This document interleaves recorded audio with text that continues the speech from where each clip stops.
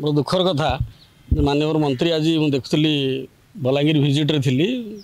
meeting सारा पर बलांगीर मुझे देखिली किसी गणमाध्यम फोन भी आसला मत तो मुझे देखुली मंत्री विधानसभा कहते धन्यवाद देवी जहाँ से मो ना को नहीं चर्चा रखी आक्षेप करी खाद्य सुरक्षार अध्यक्ष खाद्य सुरक्षा नुहे खाद्य आयोग अध्यक्ष आउ बीए पढ़ी बोली कहते जोटा कि मोर बीए पाठ मुझे पढ़ी मु बीटेक करी माइनिंग ब्रांच रे डिप्लोमा करी ग्रेजुएट इंजीनियर हूँ तो योग्यता न थी जदि कही से पूर्व सरकार समय आम अपॉइंटमेंट होता तो जहाँ तक एडवर्टाइजमेंट टाइम बाहर आम अप्लाई करूँ जदि पूर्व सरकार त्रुटि करेंगे आज आप सरकार रे आपन तार तदंत करूँ आपड़ कहे IPS officer IAS officer IFS officer कथा कहते मंत्री महोदय मुझे शुणुली तो हरियाणा आप जातु हरियाणा किए पोस्टिंग अच्छे अनूप सेगवन से कौ दलर आप महाराष्ट्र जातु महाराष्ट्र में आप देखूँ महेश डुएल से कौ दल कौ आईपीएस ऑफिसर आप झारखंड जातु झारखंड में जड़े जी फूड कमिशन चेयरपर्सन अच्छा से कौ आईएएस ऑफिसर आप छत्तीसगढ़ जातु सबुठी आज्ञा दल लोक अच्छा महाराष्ट्र में आमर आरएसएस जड़े संघ लोक अच्छा हरियाणा बीजेपी जड़े कार्यकर्ता लीडर जड़े अच्छा तो जदि भी पूर्व सरकार त्रुटि अच्छी आपड़ तदंत करेंगे आप पावर अच्छा आप तदंत करके तार पदक्षेप नियंतु जेहेतु से आम गोटे लोकसभा क्षेत्र मुझे बहुत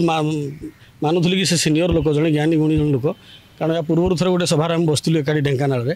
ज्ञान और धन भितर धन विषय से गोटे चर्चा करुले तो मुझे भावुली नुआ कि मिसली मुझे बहुत ज्ञानी लोक बोली किंतु सब जिन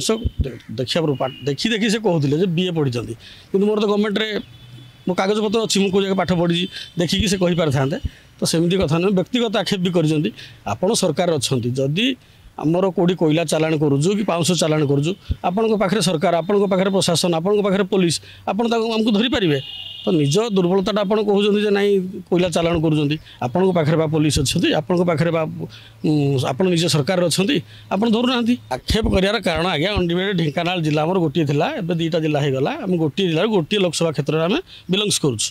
तो तांकर से विगत दिन भी जानी जो मोर अनुगुल जिले में संगठन केते मजबूत था पालड़ा कन्स्टिट्यूएंसी में बिलंग्स करुँची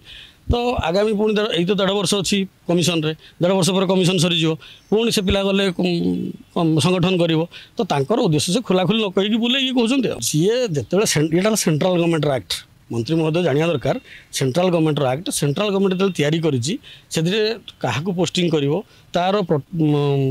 स्टाटस कौन रो चीफ सेक्रेटरी आपणकर कैबिनेट रैंक बोली से कहते तो मुझे